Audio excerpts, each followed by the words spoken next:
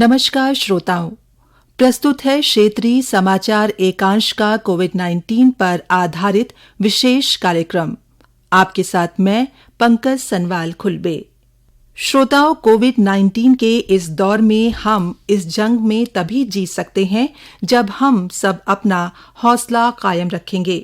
इसलिए corona virus से डरने की जरूरत नहीं है, बल्कि सतर्क रहने की जरूरत है, क्योंकि यहाँ बचाव और सावधानी ही कोरोना वायरस का इलाज है। श्रोताओं, राज्य में कोरोना संक्रमित लोगों की संख्या अचानक बढ़ जाने के कारण सरकार द्वारा आज और कल राज्य में लॉकडाउन का निर्णय लिया गया है।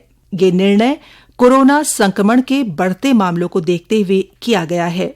प्रदेश सरकार ने राज्य के 4 जिलों देहरादून, हरिद्वार, नैनीताल और उधम सिंह नगर में संक्रमण का तेजी से प्रसार होने के कारण आज और कल यानी रविवार को लॉकडाउन की घोषणा की है।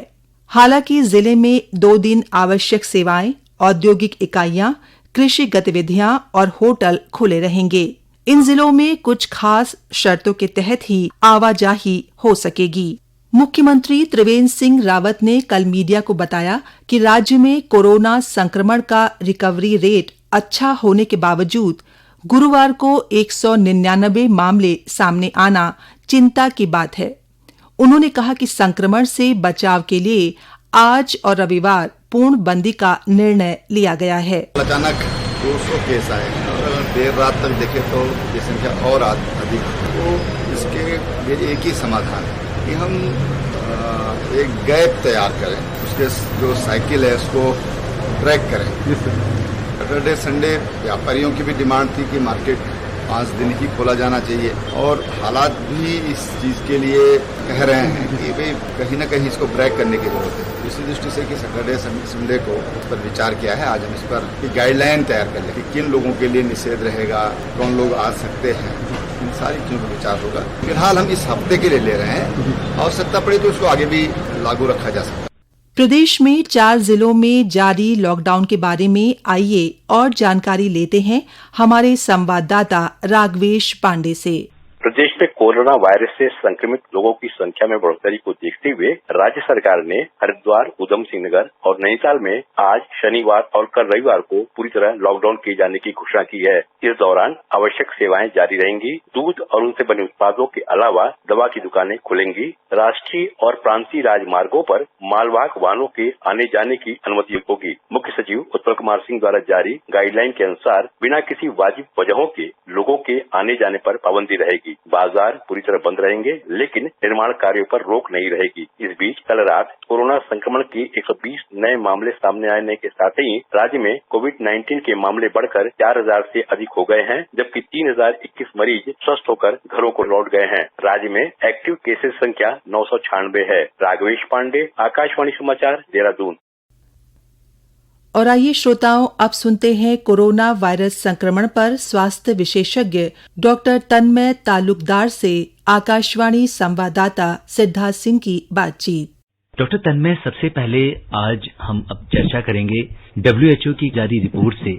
अगर हम इस पर एक नजर डालें तो WHO ने दुनिया को चेतावनी दी है कि कोरोना महामारी का विश्व में बुरा असर हो रहा है और भविष्य में समान स्थिति की बहाली नहीं हो पाएगी। आप इस संदर्भ में भारत की स्थिति को कैसे देखते हैं? सबसे पहले तो हमें ये समझना होगा कि ये सब तुलनात्मक स्थिति है और तुलना करने के लिए हमें जनसंख्या को जानना अत्यंत आवश्यक है। और हम सब जानते हैं कि भारत विश्व का दूसरा सबसे बड़ा जनसंख्या के मामले में करीब 135 करोड़ के आसपास भारत की जनसंख्या। अब ये कोरोना वायरस जो है ये एक नया वायरस है, इसीलिए इसका नाम नोवेल कोरोना वायरस था शुरू में। तो जाहिर है कि इससे हमारी रोग प्रतिरोधक शक्ति जो है, ability to fight the disease, काफी कम है। और जब भी किसी देश में ये आएगा तो बीमारी तो होनी ही है कुछ लोगों को। और अगर टोटल केसेस देखें तो हमारे यहाँ 9 लाख कहा जाता है, लेकिन यहाँ मैं एक चीज श्रोताओं को बताना चाहूंगा कि ये 9 लाख की संख्या को ना देखते हुए हमें गौर करना चाहिए उन संख्या पे जो अभी भी कुछ हद तक बीमार है, क्योंकि उन्हें ही एक्टिव केयर की आवश्यकता होती है।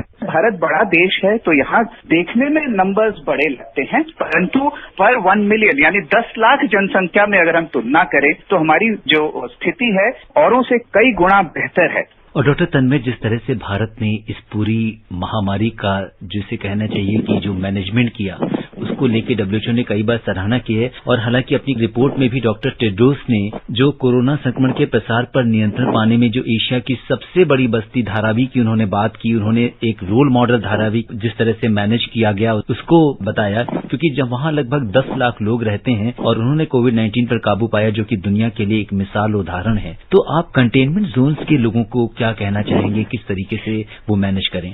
सबसे बड़ी बात यह है कि जहां पे ये केसेस ज्यादा हो रहे हैं और जिसको सरकार कंटेनमेंट जोन के नाम से जानती है, वहां पे ये 3T वाला प्रोटोकॉल जो फॉलो किया जाता है पूरे देश में ही अब ये हो रहा है। सबसे पहले टेस्ट करें, फिर ट्रैक करें और फिर ट्रीट करें। इसको मैं थोड़ा सा विस्तार से बताना चाहूंगा कि पहले ये होता था कि मरीजों को अस्पताल तक आना पड़ता था, परंतु अब कंटेनमेंट जोन्स की क्योंकि बात आपने की है, तो स्वास्थ्य व्यवस्था वहां तक कंटेनमेंट जोन तक लोगों के घरों तक पहुंच रहा है। लोगों को घर घर जाके जांच के लिए बुलाया जा रहा है। उसके क्राइटेरियाज हैं, आईसीएमआर ने क्राइटेरिया बनाया हुआ है इन्फ्लुएंजा लाइक इलनेस के मरीजों को या हाई रिस्क कॉन्टैक्ट्स में, उसमें हम ना जाते हुए लोगों को घर घर जाके जांच करी जा रही है। जो पॉजिटिव आ रहे हैं उनको आइसोलेट किया जा रहा है, उनके कॉन्टैक्ट को ट्रेस किया जा रहा है, यानी ढूंढा जा रहा है कि वो किस किस के समक्ष आए हैं पिछले 14 दिनों में, फिर उनकी जांच हो रही है।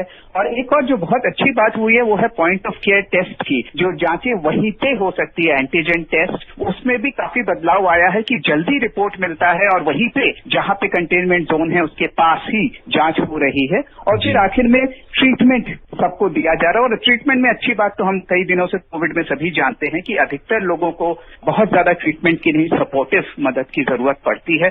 और डॉक्टर तन्मय, अभी हम देख रहे हैं कि ज्यादातर राज्यों में इस समय फेज वाइज लॉकडाउन भी लगाया जा रहा है। कहीं पे वीकेंड्स में कर रहे हैं, कहीं पे एक हफ्ते के लिए कर रहे हैं, तो कुछ टुकड़ों में लॉकडाउन की व्यवस्था की जा रही है। तो बहुत सारे श्रोता इस बात को लेकर सवाल उनके मन में है कि अब इस तरह से फेजेस में जब हम लॉकडाउन करते हैं तो उसके क्या फायदे होते हैं? हमें ये समझना होगा क्योंकि वो पूरे देशव्यापी लॉकडाउन अब चला गया है और हम इकोनॉमिक उसकी तरफ बढ़ रहे हैं, अपनी साधारण जिंदगी की तरफ धीरे धीरे बढ़ रहे हैं। परंतु इसमें एक जरूरी बात ये हो जाती है कि हम जो साधारण नागरिक हैं उनकी जिम्मेदारी बढ़ जाती है कि जो बताए गए दिशा निर्देश हैं उसका पालन करें। और ये lockdown depending on number of diseases, वहां कितने केसेस पाए जा रहे हैं उसके हिसाब से लोकल एडमिनिस्ट्रेशन डिसाइड करती है। इसमें मेरा अनुरोध रहेगा कि दिए गए दिशा निर्देश का अपने अपने इलाकों में पूरी तरह से पालन करेंगे। जो बेसिक प्रिवेंटिव स्टेप्स हैं जो हमेशा बने रहेंगे वो है सोशल डिस्टेंसिंग या फिजिकल डिस्टेंसिंग, वो हमें बनाए रखना है, सबसे जरूरी है। मास्क हमें पहनते रहना है और जरूरत ना हो तो घर से बाहर या कहीं भी बाहर नहीं जाना है। और तीसरी चीज, हाथ धोते रहना है। Hand hygiene, respiratory etiquettes and physical distancing, ये 3 फाउंडेशंस पे ये लड़ाई हमारी हो रही है। और हम अगर लापरवाही ना करें और इन चीजों का ध्यान रखें तो धीरे धीरे कोरोना पे विजय अवश्य पाएंगे।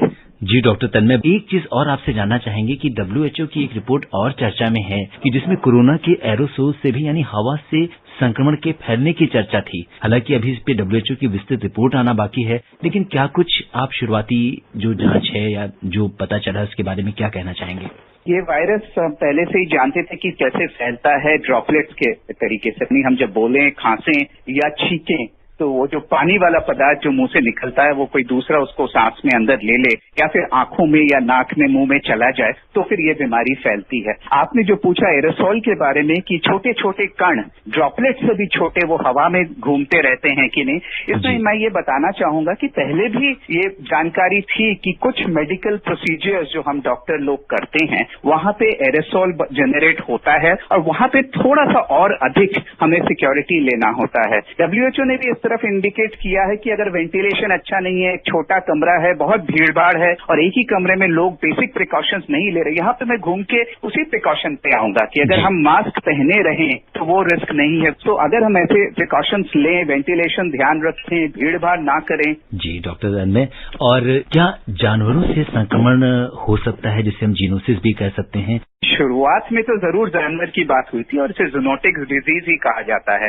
जी। ये कोरोना वायरस जो है इंसान में जो पाए जाते हैं बेसिक जो नॉर्मल कोरोना वायरस और बाद में आया मर्स और फिर उससे पहले आया था सार्स। ये कोरोना वायरसेस इंसान में हुआ करते रहे हैं, लेकिन ये वाला जो नया नोवल कोरोना वायरस है वो जानवरों से इंसान में आया, ये बात तो सही है। तो अभी तक ऐसा कोई सबूत नहीं है और निश्चिंत रहे, आराम से अपने जानवरों को चढ़ाने बाहर ले जा सकते हैं। परंतु जब वो बाहर जाएंगे तो वहाँ भीड़ भाड़ कम होगी, वहाँ इन्फेक्शन की संभावना और कम होगा। लेकिन जब वो वापस आएंगे अपने गांव में या अपने पॉपुलेटेड एरियाज में, तो वहाँ पे वही बचाव के नियम उन्हें पालन करना है, जिसके बारे में हम बात कर चुके हैं। डॉक्टर तन्मय, कोरोना में अक्सर हम ये देखते हैं कि जो ऑक्सीजन सैचुरेशन लेवल है वो काफी कम हो जाता है। तो उसके लिए जैसे दिल्ली में हम देखें तो सरकार ने लोगों को फ्री में ऑक्सीमीटर भी दिए हैं और बहुत जगह लोग प्रिकॉशनरी भी ऑक्सीमीटर अपने पास रख रहे हैं। तो इसका क्या फंक्शन है और हम इसके लेवल्स क्या है, किस तरीके से हमें यूज करना चाहिए इसे? सबसे पहले तो मैं छोटी सी गलतफहमी दूर करना चाहूंगा कि कोरोना के अधिकतर मरीजों में ऑक्सीजन सैचुरेशन कम नहीं होता है। यही इसका मेन क्राइटेरिया है जिसमें हम बीमारी को बांटते हैं कि कौन ज्यादा बीमार है, mild, severe disease, moderate disease, 3 categories में बांटा जाता है। उसके कुछ और क्राइटेरियाज भी हैं, परंतु क्योंकि आपने सैचुरेशन का पूछा है, ऑक्सीजन सैचुरेशन, तो हम उस पर ही गौर करेंगे। तो जैसा बताया गया आपके द्वारा कि पल्स ऑक्सीमीटर एक छोटा सा यंत्र है जो कई शहरों में, दिल्ली में जैसे आपने बताया, मरीजों को मिल रहा है जो पॉजिटिव हो रहे हैं, खुद से भी लोग खरीद रहे हैं। वो ये बता देता है कि हमारी जो रक्त है, हमारे जो खून है, उसमें ऑक्सीजन की मात्रा उचित है कि नहीं, क्योंकि ये फेफड़ों की बीमारी है प्राइमरीली, और दूसरे अंगों को भी ये असर करता है, परंतु प्राइमरीली फेफड़ों की बीमारी है। और अगर ज्यादा बीमारी हो तो जो ऑक्सीजन यानी जो शुद्ध हवा है उसको फेफड़ों के अंदर और हमारे खून में पहुंचने की मात्रा धीरे धीरे कम होने लगती है, और ये पल्स ऑक्सीमीटर वही हमें बताता है। डॉक्टर तन्मय, आपने जैसा कि बोला कि प्राइमरीली एक रेस्पिरेटरी डिजीज है, और आज अगर हम इसकी बहुत सारी रिपोर्ट्स को, जैसा कि एक नई रिपोर्ट में कहा गया है कि इसमें लंग्स के अलावा क्या दूसरे ऑर्गन्स भी इन्फेक्ट हो सकते हैं? सबसे पहले तो मैं ये बताना चाहूंगा कि मोस्टली अपर रेस्पिरेटरी यानी ऊपर वाला जो सांस का हिस्सा है, हमारा गला, हमारा नाक, वहां पे असर करता है। जब कोरोना ज्यादा हमारी जो बीमारी से लड़ने की शक्ति है, जो हमारा इम्यून रिस्पॉन्स है, जिसे रोग प्रतिरोधक क्षमता है, वो जब एक अलग ही तरीके से एबरेंटली बिहेव करती है, तो वो इन्फ्लेमेशन, जिसे हमारी भाषा में साइटोकाइन स्टॉर्म कहते हैं, जब वो हो जाता है तो शरीर के कई अंगों में उसका असर होता है। जैसे हृदय में उसका असर होने लगता है, हमारे नर्वस सिस्टम में असर होने लगता है, किडनी पे असर होने लगता है, किडनी फेलियर होना कई लोगों में होता है। और उससे भी ज्यादा एक होता है कि जो हमारा कोगुलेशन है, अर्थात जो खून के बहाव को रोकने की जो हमारा सिस्टम है, कोगुलेशन सिस्टम, उस पर असर डालता है और कई छोटी छोटी खून की नलियां जो हैं वो अटक जाती हैं, और उससे भी कई बीमारी हो सकती है, उससे भी कई कॉन्सिक्वेंसेस, उसके नुकसान हो सकते हैं। डॉक्टर तन्मय, आपका बहुत बहुत धन्यवाद और आभार। आप सबका भी बहुत धन्यवाद। इसी के साथ हमारा आज का कार्यक्रम यहीं पर समाप्त होता है। स्वस्थ रहिए, जागरूक रहिए, नमस्कार।